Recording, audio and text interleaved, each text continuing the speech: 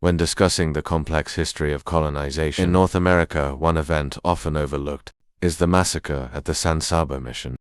This chapter of history, set against the unforgiving and unpredictable Texas frontier of the 18th century, is a powerful reminder of the fierce resistance indigenous peoples waged against European imperialism. The destruction of the Saba mission was not merely an isolated incident. It was the result of centuries of cultural clashes, strategic missteps, and the relentless fight for survival. This tale takes us to 1758, a year marked by the convergence of three major forces: the Spanish Empire's unyielding ambition to expand northward, the Apache's desperate bid to survive under the threat of annihilation, and the Comanche's emergence as one of the most formidable powers in the Americas. The massacre was more than an act of violence. It was a symbolic rejection of European intrusion, and a resounding demonstration of indigenous strength and autonomy.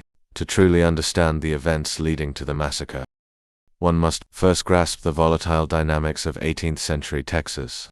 The region was a vast, untamed expanse, home to diverse ecosystems, towering mountain ranges, arid plains, and lush river valleys.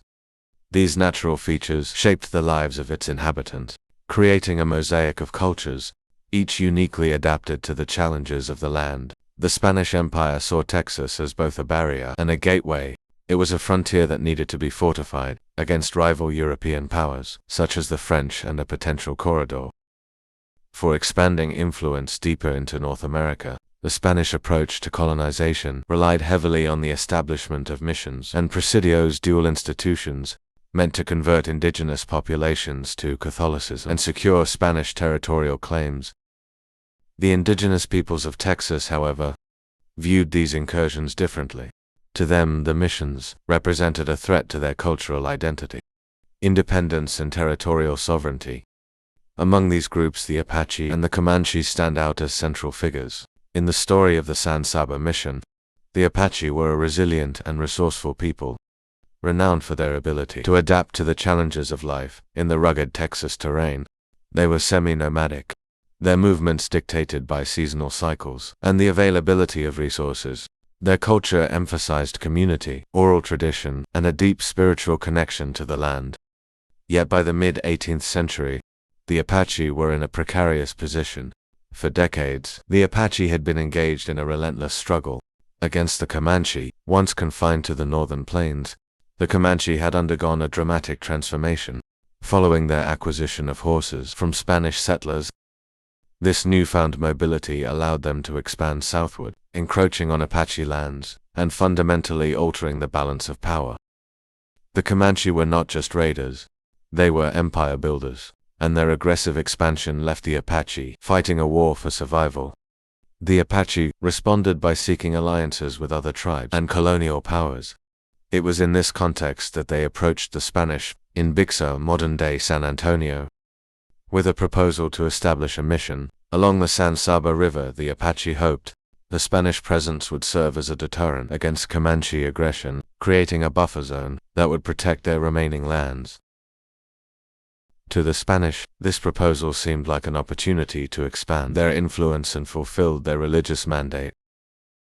The Comanche's rise to power was one of the most remarkable developments in the history of the Americas. Originally part of the Shoshone people, they migrated southward in the late 17th century, drawn by the promise of abundant bison and new opportunities for trade. Their adoption of the horse revolutionized their way of life, transforming them into a highly mobile and formidable force. By the mid-18th century, the Comanche had established dominance over a vast territory known as encompassing parts of modern-day Texas, Oklahoma, Kansas, New Mexico, and Colorado. This domain was not merely a geographical expanse. It was a complex network of alliances, trade routes, and raiding corridors that sustained the Comanche way of life. Their economy was based on a combination of hunting, trade, and plunder, and their society placed a high value on martial prowess. The Comanche's military tactics were revolutionary. For their time, they were masters of horseback warfare, capable of firing arrows with deadly precision while riding at full gallop. Their warriors were also adept at psychological warfare, using intimidation and terror to weaken their enemies before a single arrow was loosed. The Spanish, for all their military experience, were ill-prepared to face such a dynamic and unconventional foe. Into this volatile landscape stepped Father Alonso, a Franciscan priest whose ambition was matched only by his faith. Born into a wealthy family, Father had been drawn to the Franciscan order as a young man, seeking to dedicate his life to the service of God. His missionary work brought him to New Spain, where he became enamored with the idea of spreading Christianity to the indigenous peoples of the northern frontier. Father Toreros believed the mission system was not only a means of spiritual salvation, but also a way to bring order and civilization to what he saw as a chaotic and savage land. His vision for the San Saba mission was grand. It would serve as a beacon of faith, a center of learning, and a symbol of Spain's commitment to the people of Texas. He was supported in this endeavor by his cousin, Don Pedro Toreros, a wealthy mine owner, an influential figure in colonial politics. The construction of the San Saba mission was fraught with challenges from the outset. Located near present-day Menard, Texas, the site was chosen for its proximity to Apache settlements and its strategic position along the San Saba River. However, its remote location and the decision to build the Presidio 4 miles away from the mission created logistical and security problems that would later prove catastrophic. The mission system was both a symbol of Spanish colonial ambition and a glaring example of its limitations. Missions were designed to be self-sufficient communities, combining religious instruction with agricultural production and craftsmanship. However, the success of this model depended on the willingness of indigenous people to adopt Spanish customs and labor under Spanish supervision. In practice, resistance was widespread, and many missions struggled to sustain themselves. At San Saba, the challenges were compounded by the hostility of the surrounding tribes. The Apache, who had initially supported the mission, began to withdraw as it became clear that the Spanish could not guarantee their protection. Meanwhile, the Comanche saw the mission as an affront to their sovereignty and a direct challenge to their dominance in the region. By the spring of 1758, tensions had reached a breaking point. Reports of Comanche war parties in the area became increasingly frequent, and several warning signs were ignored by Father Toreros and the Spanish authorities. Horses were stolen in night raids, and Apache scouts spoke of large gatherings of Comanche warriors preparing for battle. Yet the Spanish clung to the belief that their faith and determination would prevail. On the morning of March 16, 1758, the Comanche made their move, under the leadership of a war chief whose name has been lost to history. A coalition of over 2,000 Comanche, Wichita, and Caddo warriors descended upon the San Saba mission. The attack was meticulously planned, reflecting the Comanche strategic acumen and their understanding of Spanish weaknesses. The assault began with a deceptive gesture of peace. A delegation of Comanche leaders entered the mission, ostensibly to negotiate. They accepted gifts and spoke cordially with the missionaries, lulling them into a false sense of security. Moments later, the killing began. Father Toreros was among the first to die, struck down by a musket shot as he attempted to calm the chaos. What followed was a massacre of unparalleled brutality. The mission's inhabitants, including priests, workers, and a handful of Apache allies, were slaughtered with ruthless efficiency. Fires consumed the mission buildings, filling the air with smoke and the stench of burning flesh. The Comanche spared no one.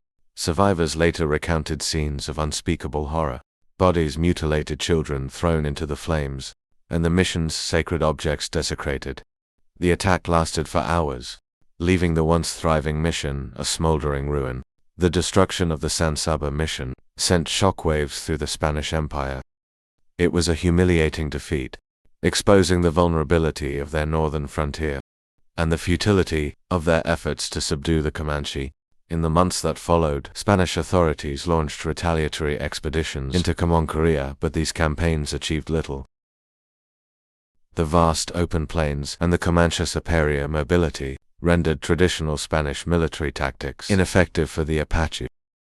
The massacre was both a tragedy and a warning.